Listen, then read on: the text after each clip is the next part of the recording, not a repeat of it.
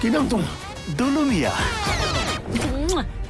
অবশেষে অনেক জল্পনা কল্পনার পর শাকিব খানের দরদ সিনেমা পেয়ে গেল সেন্সর সার্টিফিকেট।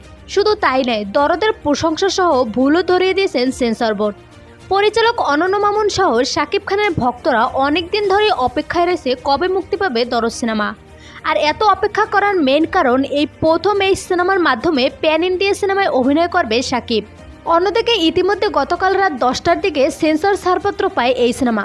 সেন্সর পাওয়ার পর অনন্য মামুন বলেন, আলহামদুলিল্লাহ, সার্টিফিকেশন বোর্ডের প্রশংসিত দরদ। কাল মেগাস্টার শাকিব খানের সাথে মিটিং করেই আপনাদের মুক্তির তারিখ জানিয়ে দিব। অন্যদিকে সেন্সর বোর্ডের একজন বলেন, আমরা সিনেমাটির ছাড়পত্র দিয়ে দিলাম, তবে সিনেমাটি দেখে মনে হয়েছে অতিরিক্ত ভায়োলেন্স ও অ্যাকশন রয়েছে, তাই যতটুকু পারি আমরা সমাধান করেই সেন্সর দিয়েছি। অন্যদিকে আজ থেকেই শুরু হবে এই সিনেমার প্রমোশন। সো ভিউয়ার্স, এখন আপনি কিসের অপেক্ষায়, গান নাকি ট্রেলার? জানিয়ে দিন কমেন্ট করে।